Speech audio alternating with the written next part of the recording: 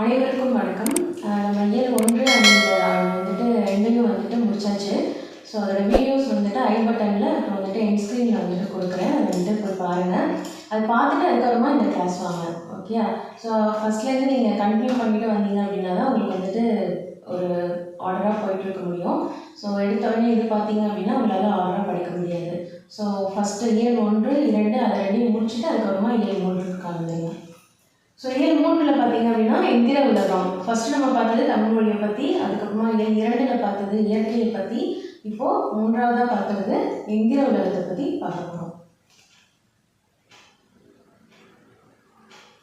Okay. கற்றலின் நோக்கங்கள். எதையும் காரண காரியத்துடன் அறிந்து கொள்ள முயலுதல், அறிவியல் மனப்பான்மை பெறுதல், நம் நாட்டின் எதிர்கால முன்னேற்றத்திற்கு எவையெல்லாம் தேவை என அறிதல், அறிவியல் கண்டுபிடிப்புகளினால் ஏற்படும் விளைவுகள் பற்றி விவாதித்தல், வளர்ந்து வரும் அறிவியல் தொழில்நுட்பங்கள் பற்றி அறிந்து கொள்ளும் ஆர்வம் பெறுதல், தமிழில் பிழையின்றி எழுதுதல்.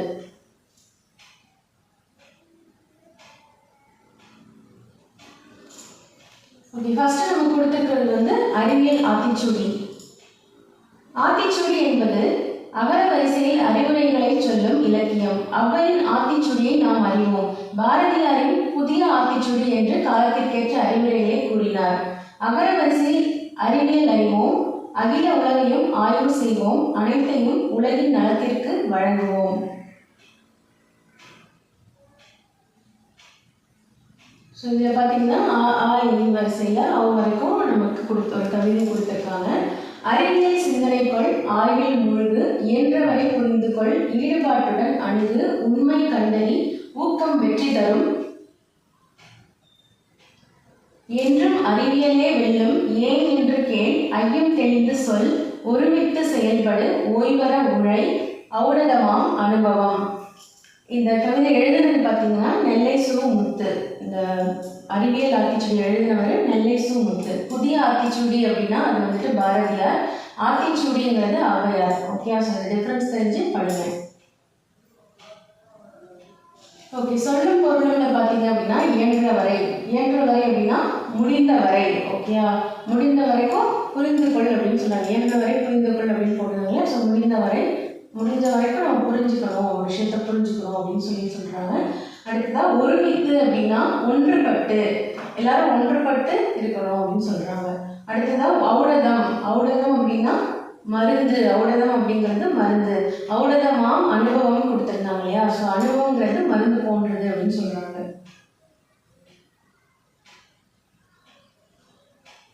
அடுத்ததாக நூல்வெளி பார்த்தீங்கன்னா தம்மை ஒத்த அலைநீளத்தில் சிந்திப்பவர் என்று மேதகு அப்துல் கலாம் அவர்களால் பாராட்ட பெற்றவர் நெல்லை சு முத்து. இவர் அறிவியல் மற்றும் கவிஞர். ஓகே. விக்ரம் சாராபாய் விண்வெளி மையம், சதீஷ் தவான் விண்வெளி மையம், இந்திய விண்வெளி மையம் ஆகிய நிறுவனங்களில் பணியாற்றியவர். அறிவியல் கவிதைகள், கட்டுரைகள் பலவற்றை படைத்துள்ளார். 80க்கும் மேற்பட்ட நூல்களை எழுதி வெளியிட்டுள்ளார். அறிவியல் ஆத்திச்சூடி என்னும் நூலில் ஒரு பகுதி இங்கு தரப்பட்டுள்ளது. ஸோ ஃபர்ஸ்ட் லைன் இருக்கு இல்லையா, தம்மை ஒத்த அலைநீளத்தில் சிந்திப்பவர் என்று மேதகு அப்துல் கலாம் அவர்களால் பாராட்ட பெற்றவர் யார் அப்படின்னு சொல்லி ஆப்ஷன்ஸ் கொடுத்து கேட்கலாம். ஸோ அது வந்துட்டு நெல்லை சு முத்து. ஓகே. ஸோ அதை வந்துட்டு கண்டிப்பாக நோட் பண்ணி வச்சுக்கோங்க. அடுத்ததாக பார்த்தீங்கன்னா விக்ரம் சாராபாய் விண்வெளி மையம், சதீஷ் தவான் விண்வெளி மையம், இந்திய விண்வெளி மையம், இந்த 3 விண்வெளி மையத்திலையுமே வந்துட்டு இவர் பணியாற்றி இருக்காரு. ஓகே. ஸோ அப்புறம் அறிவியல் கவிதைகள், கட்டுரைகள் இவற்றெல்லாம் வந்துட்டு நிறைய படைச்சிருக்காரு. 80க்கும் மேற்பட்ட நூல்களை எழுதி வெளியிட்டிருக்கிறாரு. இது அந்த பகுதி அறிவியல் ஆத்திச்சூடி என்னும் நூலின் ஒரு பகுதி தான் இங்க கொடுத்துருக்குறாங்க. ஸோ நெக்ஸ்ட் பார்த்தீங்கன்னா புக் பேக் கொஸ்டின். உடல் நோய்க்கு டேஷ் தேவை. நம்ம என்ன பார்த்தோம், ஔடதம் அப்படின்னு பார்த்தோம் இல்லையா. ஔடதம்னா மருந்து அப்படின்னு பார்த்தோம்ல.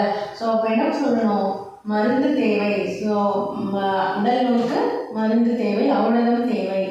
நண்பர்களுடன் டேஷ் விளையாடு. ஸோ இது ஆப்ஷன் கொடுத்துருக்காங்க.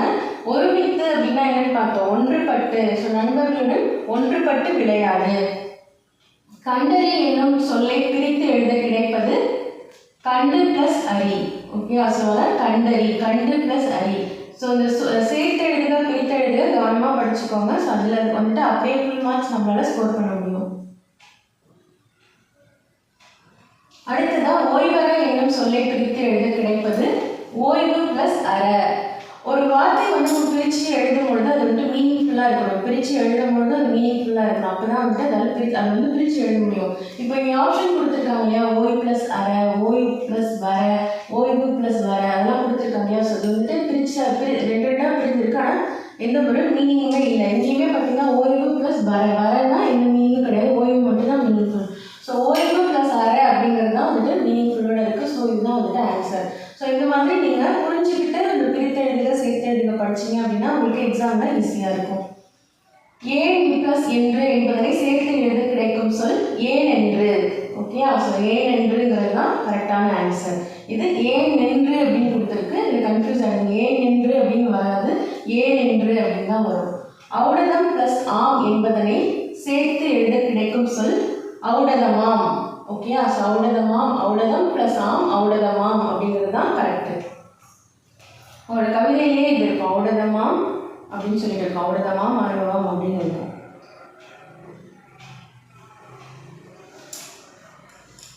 ஸோ அடுத்தது பார்த்தீங்க அப்படின்னா எதிர்ச்சொல்களை பொறுத்துக. அணுகு எதிர்ச்சொற்களை பொறுத்துக. இப்போ வந்துட்டு எதிர்ச்சொல் என்ன அப்படின்னு சொல்லி கேட்குறாங்க. ஓகே, அணுகு அப்படின்னா அணுகுனா நம்ம வந்துட்டு ஒரு விஷயத்தை நெருங்கி போகிறது. ஓகே, ஸோ அதுக்கு ஆப்போசிட் பார்த்தீங்கன்னா விலகு. ஐயம் அப்படின்னா ஒரு விஷயம் தெரியலை அப்படின்னா ஐயம், அது வந்துட்டு ஐயமாக இருக்குது அப்படின்னு சொல்லுவாங்க. ஸோ அந்த ஐயம்ங்கிறது அதுக்கு ஆப்போசிட் வந்துட்டு தெளிவு. ஊக்கம் அப்படின்னா ஊக்கம்ங்கிறது சோர்வு. ஊக்கம் அப்படின்னா நம்ம வந்துட்டு ரொம்ப புத்துணர்ச்சியோட ஒரு விஷயத்த ஆர்வமாக இருக்கிறது, அதுவே வந்துட்டு சோர்வுங்கிறது அதோடைய எதிர்ச்சொல். உண்மை பொய்மை இது உங்களுக்கே தெரியும். ஓகே,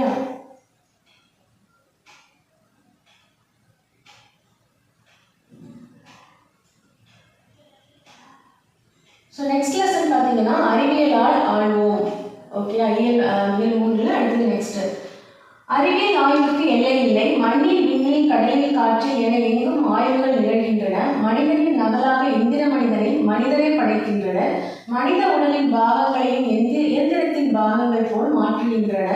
கோள்கள் இனி நமக்கு தொலைவு இல்லை. நேற்றைய மனிதன் நினைத்து பார்க்காத பலவற்றை இன்றைய மனிதன் நிகழ்த்தி காட்டுகிறான். இன்றைய மனிதனின் கனவுகளை நாளை நாம் நனவாக்குவோம் வாருங்கள். ஓகே, நேற்றைய மனிதன் வந்து நினைச்சு பார்க்க முடியாத விஷயத்தெல்லாம் வந்துட்டு இன்றைய மனிதன் வந்துட்டு நனவாக்கிட்டு இருக்கான். ஸோ இன்றைய மனிதனுடைய கனவுகளை வந்து நாளை வந்து நம்ம நனவாக்குவோம் அப்படின்னு சொல்றாங்க.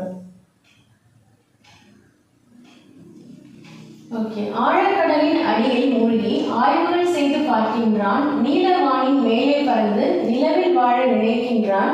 செயற்கைக்கோளை விண்ணில் ஏறி செய்தி தொடர்பில் சிறக்கின்றான்.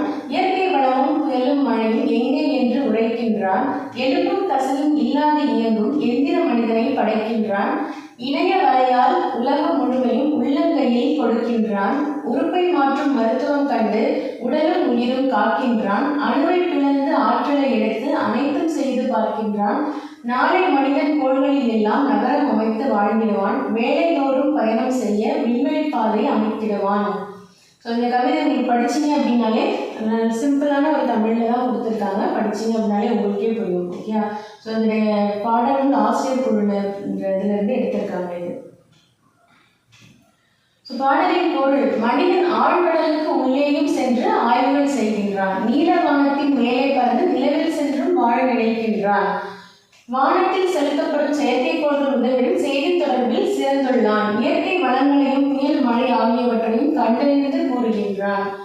எலும்பும் தசையும் இல்லாமல் செயல்படும் எந்திர மனிதனையும் படைத்து விட்டான். இணையவலையின் உதவியால் உலகத்திலே நம் உள்ளங்கையில் கொடுக்கின்றான். இந்த இன்டர்நெட் மூலமா உலகமே நம்ம கைக்குள்ளதான். ஓகே, ஸோ எந்த மூலையில உலகத்துல எந்த மூலையில எது நடந்தாலுமே நம்மளால உடனுக்குடனே தெரிஞ்சுக்க முடியும். ஓகே, பாதிக்கப்பட்ட உடல் உறுப்புகளை மாற்றி பொருத்தி உடலையும் உயிரையும் காக்க வழிவகை செய்துவிட்டான். அணுவை பிளந்து ஆற்றலை எடுத்து அனைத்து தேவைகளையும் நிறைவேற்றிக் கொள்ள முயல்கிறான். நாளைய மனிதனோ விண்ணில் உள்ள கோள்களை எல்லாம் நகரங்கள் அமைத்து வாழ்ந்திடுவான். அங்கு சென்று வர விண்வெளியிலும் பாதை அமைத்திடுவான். நாளைய மனிதன் வந்துட்டு விண்ணில் உள்ள கோள்கள் எல்லாத்துலேயுமே வந்துட்டு நகரங்கள் அமைத்து அங்கே வந்துட்டு வாழ்ந்திடுவான் அப்படின்னு சொல்கிறாங்க. ஸோ அங்கே சென்று வர்றதுக்கு விண்வெளியிலையும் பாதை வந்து அமைத்திடுவான் அப்படின்னு சொல்லிட்டு சொல்கிறாங்க. நெக்ஸ்ட் வந்து பாரதியாருக்கு ஒரு கவிதை கொடுத்துருக்காங்க. வானை அளப்போம் கடையில் மீனை அளப்போம் சந்திர மண்டலத்தில் கண்டு தெளிவோம் சந்தி தெருப்பெருக்கும் சாத்திரம் கற்போம் அப்படின்னு சொல்லிட்டு ஒரு பாரதியார் கவிதை கொடுத்துருக்காங்க. ஸோ இதை படிச்சுக்கோங்க. இந்த எக்ஸாம் வந்துட்டு கேட்கறதுக்கான வாய்ப்புகள் இருக்கு. புக்பல் கொஸ்டின். மனிதன் எப்போதும் உண்மையையே உரைக்கின்றான். ஓகேயா? ஆழக்கடல் என்னும் சொல்லை பிரித்து எழுத கிடைப்பது ஆழம் பிளஸ் கடல். விண்வெளி என்னும் சொல்லை பிரித்து எழுத கிடைப்பது விண் பிளஸ் வெளி. நீலம் பிளஸ் வான் என்பதை சேர்த்து எழுத கிடைக்கும் சொல் நீலவான். ஓகேயா? இல்லாது பிளஸ் இயங்கும் என்பதை சேர்த்து எழுத கிடைக்கும் சொல் இல்லாதியங்கும். ஓகேயா? ஸோ இல்லாது டூ பிளஸ் தி தான் வரும். ஸோ இல்லாது பிளஸ் இயங்குங்கிறது இல்லாதியங்கும். ஓகேயா? ஸோ வேற எதுவும் போட்டாதீங்க.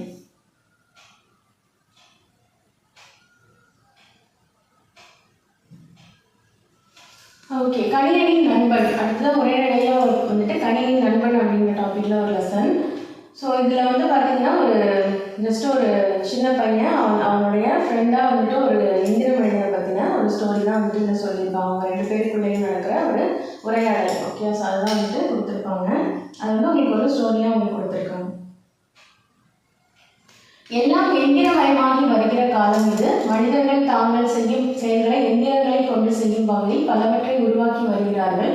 மனிதர்கள் செய்ய முடியாத பணிகளையும் எந்திரங்கள் செய்கின்றன. வீடு, அலுவலகம், தொழிற்சாலை, மருத்துவமனை என்று பல இடங்களிலும் எந்திரங்கள் பணியாற்றுகின்றன.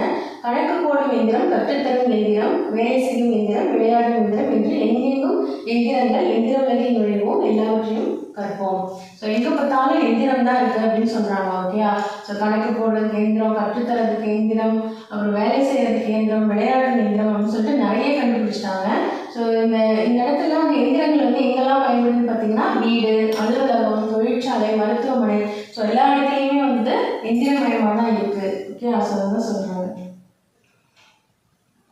ஸோ ஜஸ்ட் இந்த லெசன் வந்து இந்த மாதிரி படிக்கிறதுக்கு தான் இருக்குது அப்படின்னு சொல்லிட்டு படிக்காமல் விட்டுறாதீங்க. ஸோ ஃபுல்லாக வந்துட்டு படிச்சு பாருங்க. ஓகே, ஸோ நான் வந்து உங்களுக்கு ரீட் பண்ணுறேன். ஸோ இடையிடையில வந்துட்டு முக்கியமான விஷயங்கள் வந்துட்டு இதில் கொடுத்துருக்காங்க. ஸோ அது எல்லாமே வந்து ரொம்ப இம்பார்ட்டன்ட். கணியன் பள்ளி முடிந்து வீடு திரும்பினான். அழைப்பு மணியை அழுத்தினான். யார் அங்கே? வீட்டிற்குள் புதிய குரல். அதை கேட்டு திகைத்தான். யாருடைய குரல் இது? அம்மாவின் குரல் போல இல்லையே, சிந்தித்தான். அப்போது கதவு திறந்தது. உள்ளே நின்றிருந்த உருவத்தை பார்த்ததும் அவனுக்குள் வியப்பு. கணியன், வணக்கம், உள்ளே வா என்கிறது அவ்வுருவம். கணியன் சற்று பயத்துடன் தயங்கி நின்றான். அப்போது அங்கு வந்து அவனுடைய அம்மா, கனியா, ஏன் அங்கேயே நிற்கிறாய்? பயப்படாதே, உள்ளே வா என்றார்.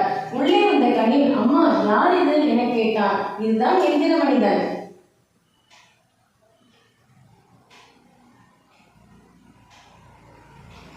தொழில்நுட்ப கண்காட்சிக்கு அப்பா போயிருந்தார் இல்லையா, அங்கிருந்து வாங்கி வந்துள்ளார். இனி எதுவும் நம் வீட்டில் உறுப்பினர்கள் தான். இனி இதுவும் நம் வீட்டின் உறுப்பினர் தான் என்றார் அம்மா. இது என்னோடு பேசியதே என்று கேட்டான் கணியன். ஆம், இது பேசும், பாடும், வீட்டு வேலைகள் செய்யும், படிப்பதில் உனக்கு உதவி செய்யும், என்னுடைய அலுவலக வேலைகளை முடிக்க உதவும், அப்பாவுடைய கணக்கு வழக்குகளையும் முடித்து தரும் என்றார் அம்மா. அப்படியா, இதனுடன் நான் பேசி பார்க்கட்டுமா என்று அவனிடம் கேட்டான். பேசு, பயப்படாமல் பேசு என்றார் அம்மா. இங்கே வா என்றான் கணியன். எந்திர மனிதன் நகர்ந்து கணியன் அருகில் வந்து நின்றது. யார் நீ என கேட்டான் கணியன். நான் ஒரு எந்திர மனிதன், என்னை ரோபோ என்றும் அழைப்பார்கள் என்றது. நீ எல்லா வேலையும் செய்வாய் என்று அம்மா கூறினார். எப்படி உன்னால் அது முடிகிறது? அதற்கு நான் உருவான வரலாற்றை நீ முதலில் அறிந்து கொள்ள வேண்டும் என்று கூறிய ரோபோ தொடர்ந்து பேசியது. ஸோ இதுக்கப்புறம் தான் வந்துட்டு லெசனில் ஃபுல்லாக முக்கியமான சின்ன சின்ன பாயிண்ட்ஸ்லாம் வந்துட்டு இருக்குது. ஓகே, ஸோ நான் வருவதற்கு முன்பே என்னை பற்றிய கற்பனை மனிதர்களிடம் இருந்தது. காரல் கபக் என்பவர் செக் நாட்டை சேர்ந்த நாடக ஆசிரியர். இவர் 1920ஆம் ஆண்டு நாடகம் ஒன்று எழுதினார். அதில் ரோபாட் என்னும் சொல்லை முதலாக பயன்படுத்தினார். ஸோ இது இம்பார்ட்டன்ட். ஓகே, காரல் கபக் அப்படின்றவர் செக் நாட்டை சேர்ந்த ஒரு நாடக ஆசிரியர். ஓகே, ஸோ அவருடைய நேம் கொடுத்து எந்த நாட்டை சேர்ந்தவர் அப்படின்னு சொல்லி கேட்கலாம்.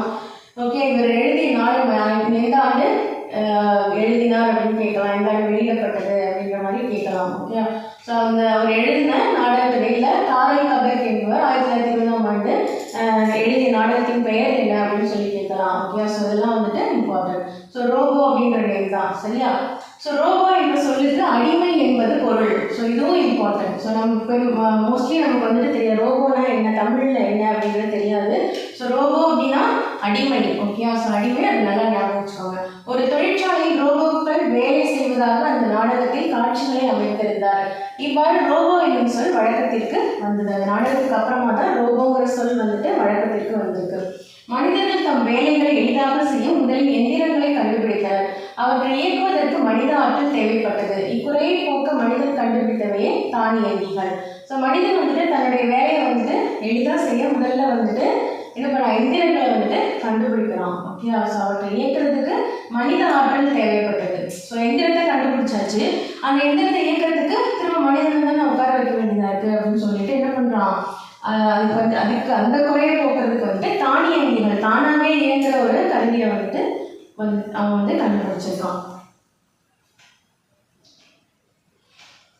தானியங்கி என்றால் என்ன தெரியுமா? நுட்பமான, கடினமான, ஒரே மாதிரியான வேலைகளை மனிதரை விட விரைவாக தானே செய்து முடிக்கும் எந்திரமே தானியங்கி ஆகும். ஒவ்வொரு தானியங்கிலும் ஒரு கணினி இணைந்து இருக்கும். தானியங்கியின் செயல்களை அந்த கணினி கட்டுப்படுத்தும். ஓகே, ஸோ ஒரு நுட்பமான, கடினமான ஒரு வேலையை வந்துட்டு மனிதனோட எந்திரம் தான் வந்துட்டு வேகமாக செய்ய முடியும் அப்படின்னு சொல்கிறாங்க. இப்போ ஒரு சீல் அடிக்கிற வேலையை இருக்குன்னு வைங்களேன். ஸோ நம்ம ஒரு நாளைக்கு வந்துட்டு ஒரு 100 அடிக்க முடியும் அப்படின்னா நமக்கு அலுப்பாயிடும். 101வது எடுத்து வைக்கும்போது நமக்கு அலுப்பாக இருக்கும்ல. ஸோ ஆனால் வந்து ஒரு தானியங்கி வந்து அந்த ஒர்க்கை பண்ணுது அப்படின்னா அதால் எவ்வளோ ஒர்க்குனாலும் ஃபுல் டேனாலும் அதால் அலுப்பே இல்லாமல் செய்ய முடியும். ஓகே, அந்த வேலையை வந்து கணினி கட்டுப்படுத்துது அப்படின்னு சொல்கிறாங்க. ஸோ இவ்வகை தானியங்கிகள் இன்று பல தொழில் நிறுவனங்களில் பயன்பட்டு வருகின்றன. இவை பயன்படும் இடத்திற்கு ஏற்ற வகையில் எந்திர கைகள், நகரும் கால்கள், சூழ்நிலைகள், உணர்வு கண், நுண்ணறிவு கருவிகள் ஆகியவற்றில் உருவாக்கப்படுகின்றன என்று கூறி நிறுத்தியது. ஸோ இது அதாவது சூழ்நிலை உணர்வதற்கான நுண்ணுணர்வு கருவிகளோட சென்சார் சொல்லுவாங்க இல்லையா? ஸோ சென்சாரோட நிறைய வந்துட்டு எந்திரங்கள் வந்துட்டு எந்திர தானியங்கிகள் வந்து உருவாக்கப்படுது அப்படின்னு சொல்கிறாங்க. ஓகேயா? ஸோ சென்சார்னால் உங்களுக்கு தெரியும்ல. ஸோ ஏதாவது ஒரு மாலுக்கே போகிறோம், இப்போ உள்ளே போகும்போது ஒரு சென்சார் வச்சுருப்பாங்க, வெளியே வரும்போது ஒரு சென்சார் வச்சுருப்பாங்க. ஸோ நிறைய சென்சார்ஸ்லாம் இருக்கு இல்லையா? ஸோ அதுதான் வந்துட்டு நுண்ணுணர்வு கருவிகள் அப்படின்னு சொல்கிறாங்க. அடுத்ததான் முதல் முயற்சிகளுக்கு மாற்றாக தானே என்னும் எந்திரம் தானியங்கி ஆகும். இவை தோற்றத்தை மனிதர்கள் போல இல்லாமலும் இருக்கலாம், ஆனால் மனிதர்களைப் போல செயல்களை நிறைவேற்றும் என்று பிரிட்டானிக்கா கலைக்களஞ்சியம் தானியங்கிகளுக்கு விளக்கம் தருகிறது. பிரிட்டானியா கலைக்களஞ்சியம் வந்துட்டு இது வந்து மனிதர் மாதிரி இருக்கலாம், ஆனால் மனிதர்கள் மாதிரி இல்லாமலும் இருக்கலாம். ஸோ ரோபோங்கிறது எல்லாமே ஒரே மாதிரி ஒரே ஷேப்பில் இருக்காது. ஓகே, ஸோ அதோடைய வேலைக்கு தகுந்த மாதிரி அந்த ரோபோ வந்துட்டு டிஃப்ரெண்ட்டாக இருக்கும் இல்லையா? ஸோ அதான் சொல்கிறாங்க. நான் அவற்றை பார்க்க வேண்டுமே என்றான் கணியன். வா உனக்கு காட்டுகிறேன் என்று கூறிய எந்திர மனிதன் கண்ணியை இயக்கத் தொடங்கியது. கணினி திரையில் காட்சிகள் தோன்றின. இவை தொழிற்சாலையில் பயன்படுத்தப்படும் தானியங்கிகள். உற்பத்தி செய்தல், பழுதுகளை நீக்குதல் போன்ற பணிகளை செய்கின்றன. இந்த காட்சியை பார் கனியா என்றது எந்திர மனிதன். இப்போ தொழிற்சாலையும் வந்துட்டு தானியங்கிகள் வந்து பயன்படுத்துகிறாங்க அப்படின்னு சொல்கிறாங்க. இது என்ன செய்கிறது? நோய்க்கு மருத்துவம் செய்வது போல உள்ளதே என்று கேட்டான். ஆங்கனியன் மருத்துவத்துறையில் நோயின் அறிகுறியை கண்டுபிடிக்க உதவுகின்றன, மருத்துவம் பார்க்கவும் பயன்படுத்தப்படுகின்றன, சிக்கலான அறுவை சிகிச்சைகளை செய்யும் ரோபோக்களும் உள்ளன. அப்படியா? அடுத்து என கேட்டான்.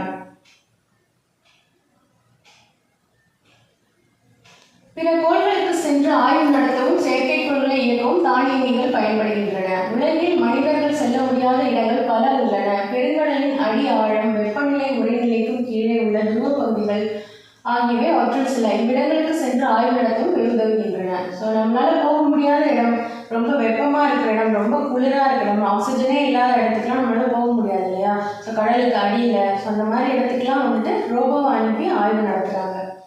ஆனால் இவை உருவ அமைப்பு முன்னை போல இல்லையே என கணியன் வினவினான். தமது வேலைகளை எளிமையாக செய்யும் முதலில் தானியங்கிகளை உருவாக்கினான் மனிதன். பிறகு தன்னை போன்றே சிந்தித்து செயல்படும் தானியங்கிகளை உருவாக்க முயன்றான். அவன் முயற்சியின் விளைவாக தோன்றியவர்களே என்னை போன்ற இந்திர மனிதர்கள். மனிதர்களைப் போலவே எங்களுக்கு தலை, உடல், கை, கால்கள் இருக்கும். அப்படியானால் எந்திர மனிதர்களுக்கும் தானியங்கிகளுக்கும் உள்ள வேறுபாடு என்ன அப்படின்னு சொல்லி கேட்குறான்.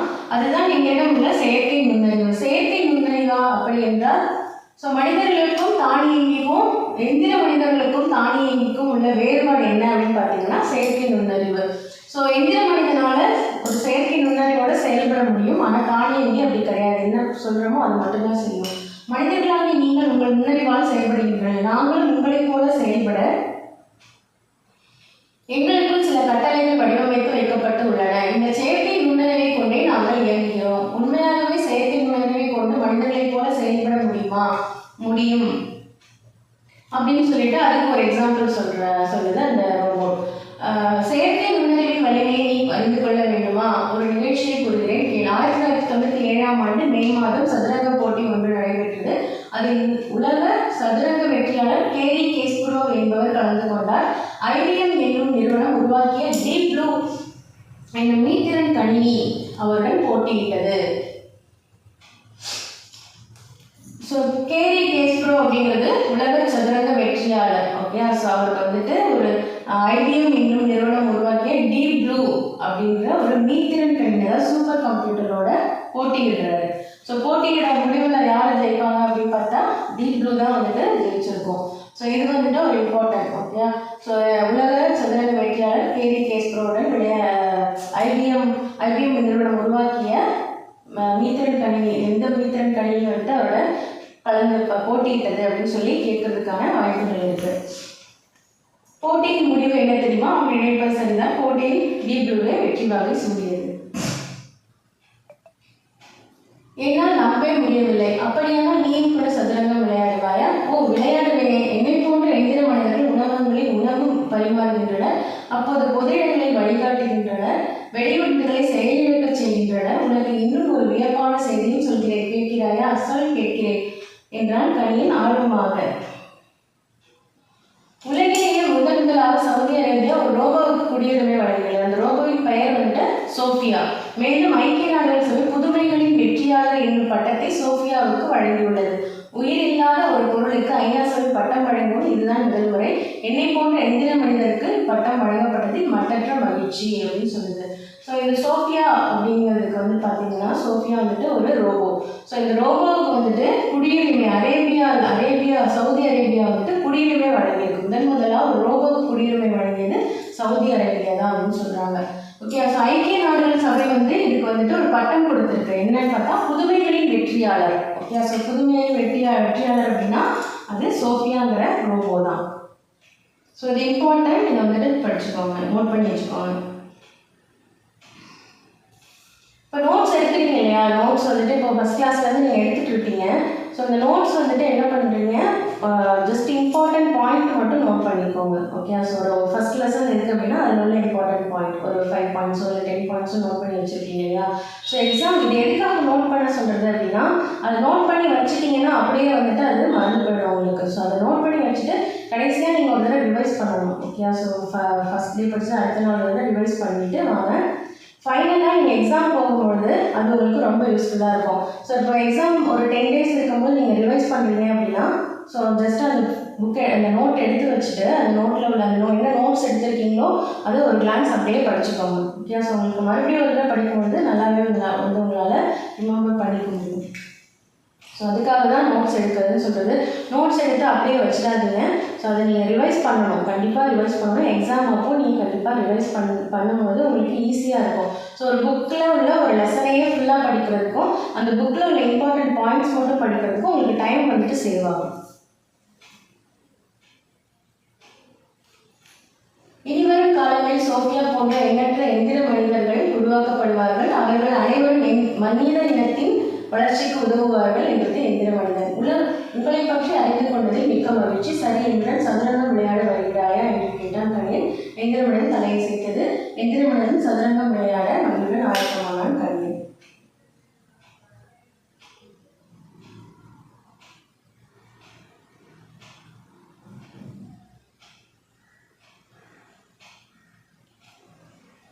ஸோ நுட்பமாக சிந்தித்து அறிவது என்ன அப்படின்னு பார்த்தீங்கன்னா நுண்ணறிவு. நுட்பமாக சிந்தித்து அறிவது நுண்ணறிவு. தானே இயங்கும் எந்திரம் தானியங்கி.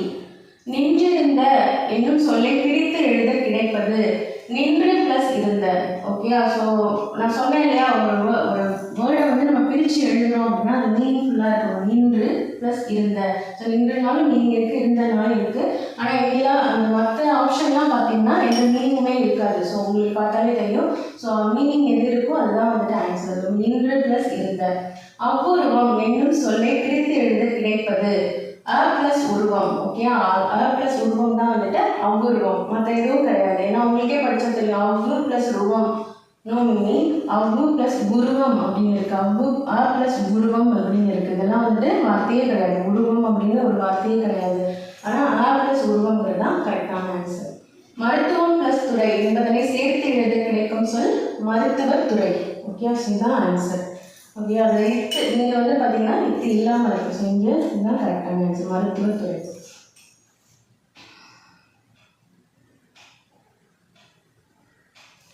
அடுத்ததான் செயல் பிளஸ் இழக்க என்பதை சேர்த்து எழுத கிடைக்கும் சொல் செயல் இழக்க.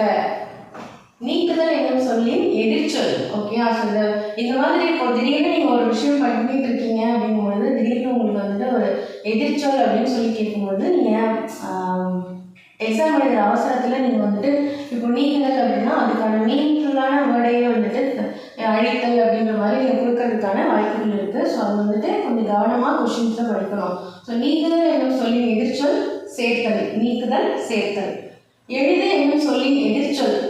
எளிது அப்படிங்கிறது ஈஸி அப்படின்னு சொல்லுவோம். ஆனால் இதில் ஏதாவது அந்த மாதிரி நீங்கள் ஆப்போசிட்டில் என்ன வேர்டு இருக்குது அப்படின்னு பார்த்தீங்கன்னா அரிது. அரிது அப்படிங்கிறது தான் அதனுடைய ஆப்போசிட் வேர்டு. ஸோ மனிதன் தன் வேலைகளை எளிதாக கண்டுபிடிப்பவை தானியங்கிகள். தானியங்கிக்கும் எந்திர மனிதர்களுக்கும் இடையே உள்ள முக்கிய வேறுபாடு என்ன அப்படின்னு பார்த்தீங்கன்னா செயற்கை நுண்ணறிவு. பார்த்தோம் இல்லையா? ஸோ உலக சதுரங்க வீரரை வெற்றி கொண்ட மீத்திரன் கணினியின் பெயர் டீப் ப்ளூ. நம்ம பார்த்தோம், ஐபிஎம் நிறுவனம் உருவாக்குன ஒரு டீப் ப்ளூ அப்படிங்கிறது ஒரு சூப்பர் கம்ப்யூட்டர் அப்படின்னு பார்த்தோம் இல்லையா?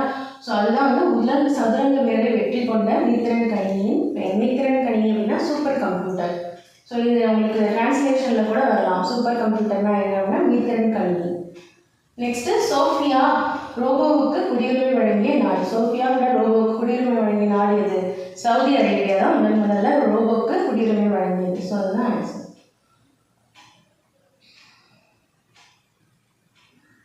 ஸோ அடுத்ததான் அப்துல் கலாமுடன் ஒரு நேர்காணல். ஒளி பிறந்தது அப்படிங்கிற தலைப்பில் அப்துல் கலாம் கிட்ட குழந்தைங்க பேசுகிற மாதிரி ஒரு சாப்டர் தான் கொடுத்துருக்காங்க. ஒரு உரையாடல் மாதிரி தான் அது கொடுத்துருக்காங்க. குழந்தைகளிடம் மாணவர்களும் மிகுந்த அன்பு காட்டியவர் மறைந்த மேனாள் குடியரசுத் தலைவர் மேதகு அப்துல் கலாம். மாணவர்கள் முன்னேற பல வழிகளை எடுத்துச் சொன்னவர். எதிர்காலம் பற்றி கனவு கண்டு அதை அடைய வேண்டும் என்பது அவர் கனவாக இருந்தது. மாணவர்களோடு பேசுவதை மிகவும் விரும்பிய அவரை சந்தித்தால் மகிழ்ச்சியாக இருக்கும் அல்லவா? வாருங்கள், அவரிடம் கேட்டிடலாம், அறிவியலை கற்றிடலாம். ஓகே, இடம் வந்துட்டு ஒரு தொழில்நுட்ப கண்காட்சி. ஓகே, ஸோ மாணவர்கள் தொழில்நுட்ப கண்காட்சி அரங்கிலே ஒவ்வொன்றாக பார்வையிட்டு கொண்டு வருகிறது. அங்கே இருக்கும் கலாம் அரங்கு என்ற பெயர் கடவை அவர்களின் கவனத்தை ஈர்க்கிறது. அறைகள் ஆர்வத்துடன் நுழைகின்றன. அங்கு அப்துல் கலாமின் புகைப்படங்கள் காட்சிப்படுத்தப்பட்டு இருக்கின்றன. அவற்றை பார்வையிட்டு முடித்த நேரத்தில் அங்கே ஒரு பெரிய திரை இருப்பதை காண்கின்றன. அப்பொழுது அப்படின்ட்டு அங்கே ஒரு அரங்க பொறுப்பாளர் இருக்காரு. அவர் வந்துட்டு குழந்தைங்கிட்ட பேசிட்டு நீங்கள் அப்துல் கலாமை பார்க்கணுமா, ஐயாவை பார்க்கணும் அப்படின்னா நீங்கள் வாங்க அப்படின்னு சொல்லிட்டு ஒரு இடத்துக்கு கூப்பிட்டு போகிறாரு. ஸோ அங்கே வந்துட்டு அப்துல் கலாம் வந்துட்டு திரையில் தோன்றாரு. அப்போ வந்து அப்துல் கலாம் ஐயா வந்து எனக்கு விடைபெறுவார் அப்படின்னா கண்டிப்பாக அவங்களுக்கு வந்து பதில் சொல்லுவார் அப்படின்னு சொல்கிறாங்க. ஸோ அப்போ எல்லாரும் ஒரே ஆரவாரம், யார் முதல் கேள்வி கேட்குறது அப்படின்னு சொல்லிட்டு ஒரு ஆரவாரம் நடக்குது. ஸோ அப்போ வணக்கம் குழந்தைங்களே அப்படின்னு சொல்லிட்டு அப்துல் கலாம் ஐயா வந்துட்டு திரையில் தோன்றாரு. ஸோ அப்போ வந்து 1 by 1 வந்துட்டு கொஷின்ஸ் கேட்குறாங்க, குழந்தைங்க கொஷின் கேட்குறாங்க. ஸோ அதுக்கான பதிலை வந்துட்டு அப்துல் கலாம் ஐயா வந்துட்டு சொல்கிறாரு. ஸோ அந்த பதில்கள்லாம் வந்துட்டு ரொம்ப இம்பார்ட்டன்ட். ஓகே, ஸோ ஜஸ்ட் ஒரு உரையாடல் தானே, இது என்ன பெருசாக இருக்குது அப்படின்னு நினைக்க வேணாம். ஒரு கிளான்ஸ் கண்டிப்பாக ரீட் பண்ணுங்க. ஸோ அப்துல் கலாம் ஐயா வந்துட்டு பதில் சொல்கிறாரு. ஸோ அறிவியல் மீது உங்களுக்கு ஆர்வம் ஏற்பட காரணமான முதல் நிகழ்வு எது அப்படின்னு சொல்லி கேட்குறாங்க. ஓகே, நான் 10 வயது சிறுவனாக இருந்தபோது அறிவியல் ஆசிரியர் பறவைகள் எப்படி பறக்கின்றன என்பதை விளக்கி கூறினார். அன்று முதல் வானில் பறக்க வேண்டும் என்பது என் வாழ்க்கையின் குறிக்கோள் ஆகிவிட்டது. அதுவே என் அறிவியல் ஆர்வத்தின் தொடக்கம். அடுத்து நான் கேட்கட்டுமா என்று உங்களுக்கு பிடித்த புத்தகம் எது அப்படின்னு சொல்லிட்டு ஒரு குழந்தை கேட்குறாங்க. ஸோ தமிழில் வந்து எனக்கு மிகவும் பிடித்த நூல் திருக்குறள் அப்படின்னு சொல்லி சொல்கிறார். தமிழில் இந்த திருக்குறள் தான் வந்து ரொம்ப மிகவும் பிடிக்கும் அப்படின்னு சொல்கிறாரு. ஸோ இப்படி கூட உங்களுக்கு கொஸ்டின் அப்துல் கலாம் அவருக்கு பிடித்த நூல் எது அப்படின்னு சொல்லி கேட்கலாம். ஸோ அறிவு அற்றம் காக்கும் கருவி செருவார்க்கும் உள்ளழிக்கல் ஆஹா அரண் என்னும் குரல் என் வாழ்க்கைக்கு வலு சேர்த்தது. இப்போ இவருடைய அப்துல் கலாம் அவர்களின் வாழ்க்கைக்கு வலு சேர்த்த குரல் எது அப்படின்னு சொல்லி கூட கேட்கலாம். ஓகே, ஸோ இந்த குரல் வந்து யாருடைய வாழ்க்கைக்கு வலு சேர்த்தது அப்படின்னு சொல்லி கேட்கலாம். ஸோ எப்படி வேணாலும் கொஸ்டின்ஸ் வரலாம். அதுபோல் லிலியன் வாட்சன் என்று எழுதிய விளக்குகள் பல தந்த ஒளி அப்படிங்கிற நூலும் வந்துட்டு லைட்ஸ் ஆஃப் மெனி லேம்ப்ஸ் என்னும் நூலை எனக்கு மிகவும் பிடிக்கும். அதை படித்த பொழுது அறிவு, தன்னம்பிக்கை, மகிழ்ச்சி ஆகிய மூன்றையும் பெற்றேன். ஓகே, ஸோ தமிழில் பிடித்தது வந்துட்டு திருக்குறள். ஓகே, அதே மாதிரி லிலியன் வாட்சன் எழுதிய விளக்குகள் பல தந்த ஒளி அப்படிங்கிற நூலும் அவருக்கு ரொம்ப பிடிக்கும் அப்படின்னு சொல்கிறாங்க. ஓகே, ஸோ அது வந்து டிஃப்ரென்ஸ் தெரிஞ்சு படிச்சுக்கோங்க. ஓகே, ஸோ அதை படிக்கும்பொழுது அவருக்கு வந்துட்டு அறிவு, தன்னம்பிக்கை, மகிழ்ச்சி இது மூணுமே வந்துட்டு அவருக்கு கிடைச்சிது அப்படின்னு சொல்கிறாரு. நீங்கள் பெரிதும் மகிழ்ந்த நிகழ்வு ஏவுகணை சோதனை தான் அல்லவா அப்படின்னு சொல்லிட்டு குழந்தை கேட்குறாங்க. அப்போ வந்து அவர் என்ன சொல்கிறாரு, போலியோனால பாதிக்கப்பட்டவர்கள் வந்து 3 கிலோ எடையுள்ள செயற்கைக்காலை பொருத்திக்கிட்டு அவங்க நடக்கிறத வந்துட்டு பார்த்தேன். ஓகே, ஸோ அதை பார்த்தேன். அப்போ வந்துட்டு பாதுகாப்பு கருவிகளில் பயன்படுத்தப்படும் கார்பன் இழையை கொண்டு 300 கிராம் எடை செயற்கைக்கால்கள் உருவாக்கப்பட்டன. அதனை அவர்கள் அணிந்து மகிழ்ந்த நிகழ்ச்சி தான் வந்துட்டு எனக்கு பெரும் மகிழ்வை தந்தது அப்படின்னு சொல்லி சொல்றாரு. ஓகே,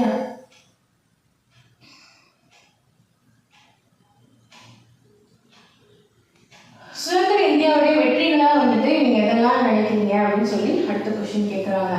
ஓகே, உணவு உற்பத்தியில் வந்து தன்னிறைவு அடைந்துள்ளோம். தகவல் தொழில்நுட்பத்துறையில் மிகுதியான வளர்ச்சி பெற்றுள்ளோம். எவ்வகையான செயற்கைக்கோளையும் ஏவும் திறன் நம்மிடம் உள்ளது. அணு உலைகள் மூலம் மின்சாரம் தயாரிப்பதில் முன்னணியில் உள்ளோம். நவீன மருந்துகள் பாரம்பரிய மருத்துவ முறைகளும் வளர்ச்சி பெற்றுள்ளன. பாதுகாப்பு துறையை பொறுத்தவரை அக்னி மற்றும் பிருத்திவி ஏவுகணைகளை செலுத்துவதில் வெற்றி பெற்றுள்ளோம். இவற்றையெல்லாம் வந்து இந்தியாவுடைய வெற்றியா நான் கருதுறேன் அப்படின்னு சொல்றாரு. இந்த அளவுக்கு முன்னேறி உள்ளோம், ஆனால் மனிதர்கள் பல நோய்களால் பாதிக்கப்பட்டு தானே இருக்காங்க. அவர்களுக்கான மருந்துகள் இல்லையே, அதை கண்டுபிடிக்கிறதுக்கு என்ன மாதிரி ஆய்வுகள் வந்துட்டு பண்றீங்க அப்படின்னு சொல்லி கேட்குறாங்க. கடலுக்கு அடியில் மனிதரால் கண்டறியப்படாத ஏராளமான தாவரங்கள், உயிரினங்கள் இருக்கின்றன. அவற்றிலிருந்து புதிய மூலக்கூறுகளை பெற முயற்சிகள் நடைபெற்று வருகின்றன. அவை வெற்றி பெறும் பொழுது எய்ட்ஸ் போன்ற உயிர்கொல்லி நோய்களுக்கு மட்டுமல்லாமல் இனிவரும் புதிய நோய்களுக்கும் கூட தடுப்பு மருந்து கண்டறியப்படலாம் அப்படின்னு சொல்றாரு. 100 ஆண்டுக்கு அப்புறமா இந்தியா எப்படி இருக்கும் அப்படின்னு சொல்லி கேட்குறாங்க. 100 ஆண்டுக்கு அப்புறமா 1000 வருடங்களுக்கு முன்பு இருந்த நாலந்தா பல்கலைக்கழகத்தில் இருந்தது போன்ற வலுவான கல்வி முறை வந்துட்டு இருக்கும் அப்படிங்கிறாங்க.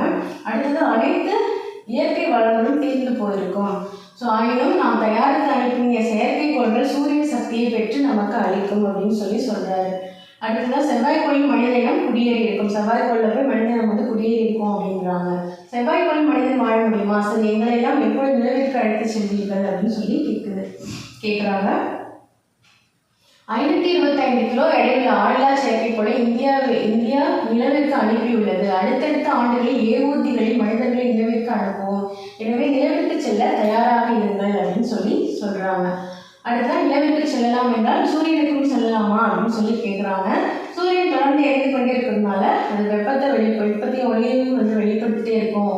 ஸோ அந்த தாங்குற அளவுக்கு இன்றைய சூழல் கவசங்கள் இல்லை அப்படின்னு சொல்லி சொல்றாரு. ஸோ வருங்காலத்தில் அதிகபட்ச வெப்பத்தை தாங்கும் கருவிகள் கண்டறியப்படலாம். அப்பொழுது மனிதன் சூரியனையும் கூட சென்றடையலாம் அப்படின்னு சொல்றாங்க. ஓகே, ஸோ முதல் விஞ்ஞானி அப்படின்னு சொல்லிட்டு நீங்க யாரு நினைக்கிறீங்க அப்படின்னு சொல்லி கேட்குறாங்க. முதல் விஞ்ஞானி யாருன்னு கேட்குறாங்க. குழந்தைகளான நீங்கள் தான் அப்படின்னு சொல்லிடுறாரு.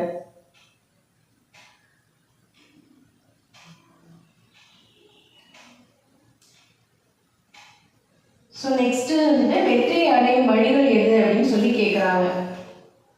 ஸோ 2 வழிகள் இருக்கு. ஓகே, ஸோ என்ன அப்படின்னு பார்த்தீங்கன்னா, அறிவை வளர்க்கும் அனைவரின் பேச்சையும் கவனியுங்கள். வியர்வை சிந்தி பாடுபட்டு உழைக்கிறது, கஷ்டப்படுறது, இதனால மட்டும்தான் நம்ம வந்து வெற்றி அடைய முடியும் அப்படின்னு சொல்றாரு. ஓகே, நன்றி குழந்தைகளே அப்படின்னு சொல்லிட்டு வெளியிலிருந்து போயிடுறாரு. ஸோ எல்லாத்துக்கும் விடை கிடைந்தா அப்படின்னு சொல்லிட்டு அந்த இதை அரங்கு பொறுப்பாளர் கேட்குறாரு. அப்புறம் மிக்க மகிழ்ச்சி அப்படின்னு சொல்லிட்டு முடிச்சிடலாம். நெக்ஸ்ட் வந்து இலக்கணம்.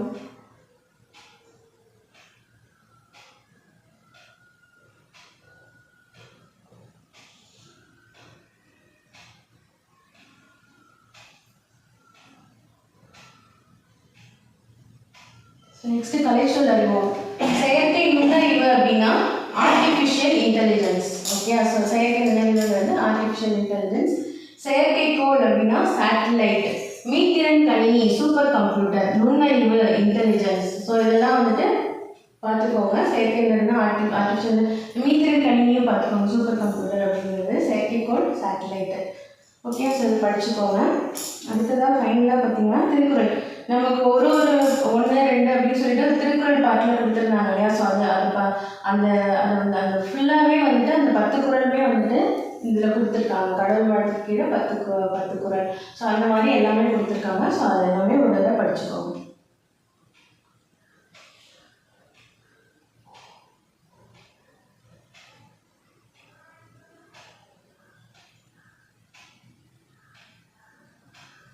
ஸோ இதோட வந்துட்டு டேர்ம் 1 வந்துட்டு முடிஞ்சிருச்சு.